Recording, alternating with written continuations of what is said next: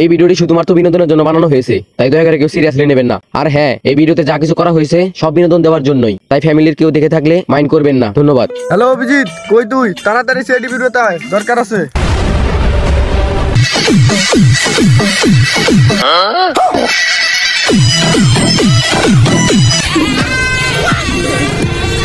কি হইছে রে দয়া? এত ইমার্জেন্সি আইবার কলি কে? দরকার আছে, তুই আগে স্যারে ফোন দে। খারা। হ্যালো এসিবি স্যার, আপনি তাড়াতাড়ি সিআইডি বিরুদ্ধে আইছেন। দয়ার কি জানি হইছে।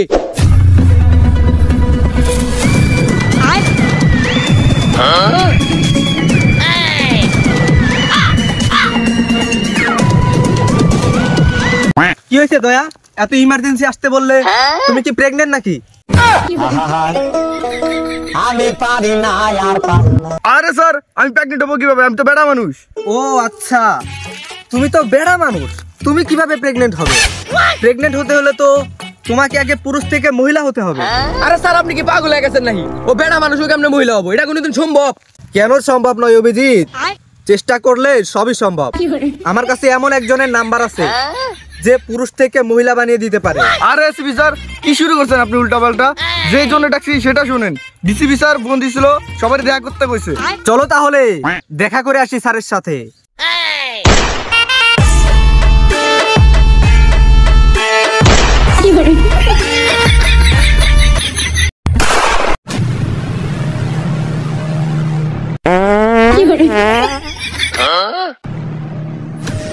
এ সিবি, তুই আমার পিছে পিছে আয়, আর দয়ার অভিজিৎ তোরা এই জায়গায় থাক।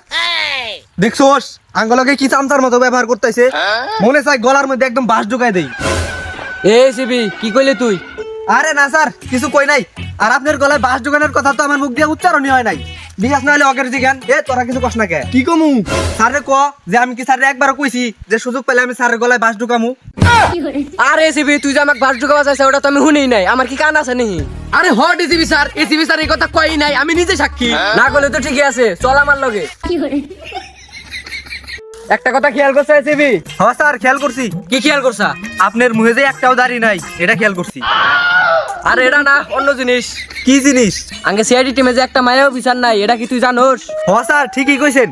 এক শ্রেয়া ছিল, তাও কালো ডাকাতের লোকে পলাইছে। এর লেগে আমি একটা নতুন মহিলা অফিসার নিয়োগ দিছি। ওই যাইতাছে মনে হয়। চাচা, আপনি একা কেন? আপনার মেয়ে কোথায়? পিছনে আছে, দাঁড়ান ডাক দিতেছি। মা হেনা, এদিকে আয় তো একটু। মা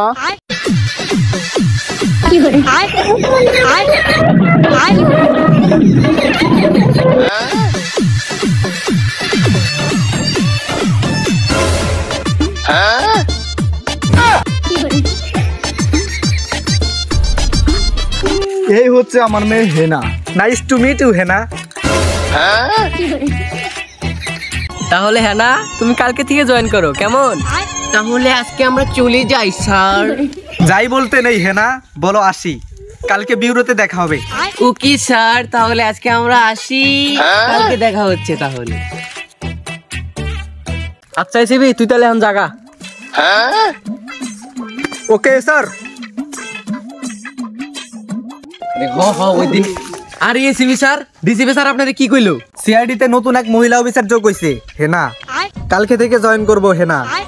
আমার হেনা, হেনা শুধুই আমার। হেনা আমার কলিজা। তোরা কেউ হেনার দিকে নজর দিবি না। আচ্ছা ঠিক আছে স্যার, আপনি যেহেতু হেনাক আপনার কইলায় জায়গা দিয়া লাইছেন, আমরা তো একটু দিলাম না, আপনি দি হেনা।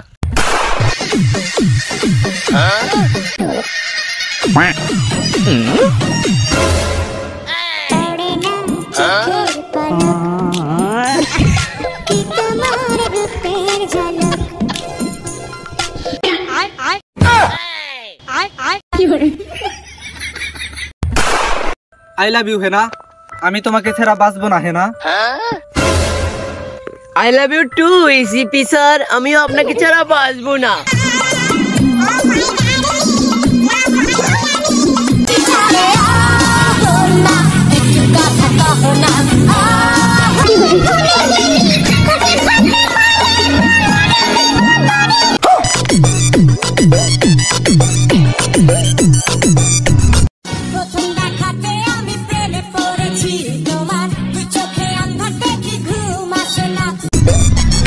Yeah.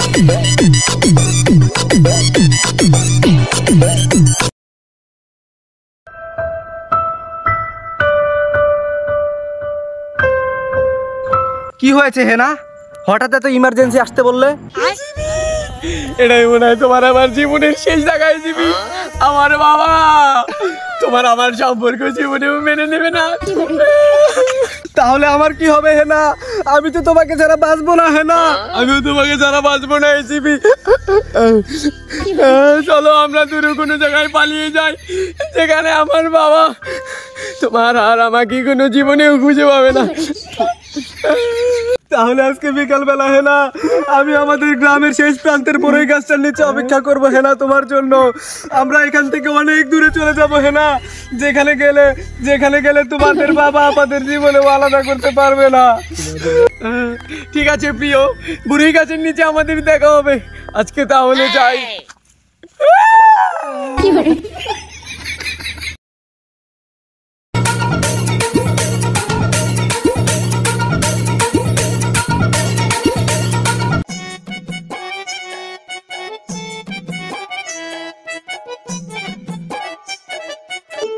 বাবা আমার মেয়েটার হাত তোমার হাতে তুলে দিলাম বাবা, আমার মেয়েটারে কোনো কষ্ট দিও না বাবা, দেখা শুনে রাখো বাবা।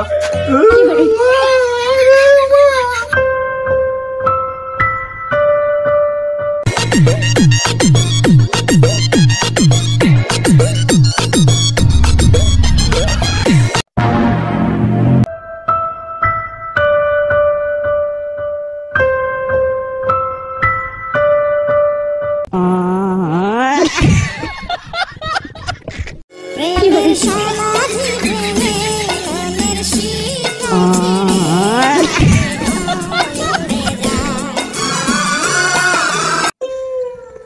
চাচা চাচা, বাড়ি ঘরে তো সাজানো কেন?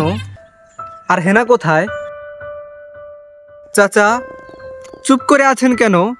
কথা বলছেন না যে? হেনা কোথায়? হেনার বিয়ে হয়ে গেছে বাবা। না না, হেনার বিয়ে হতে পারে না, হেনার বিয়ে হতে পারে না। প্রেমের সমাধি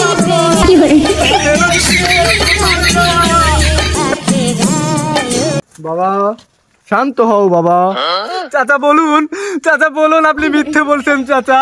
চাচা আমার হেনা কোথায় চাচা? বিশ্বাস করো বাবা, এতক্ষণে মনে হয় ওরা তেঁতুল তলা পৌঁছে গেছে। না হেনা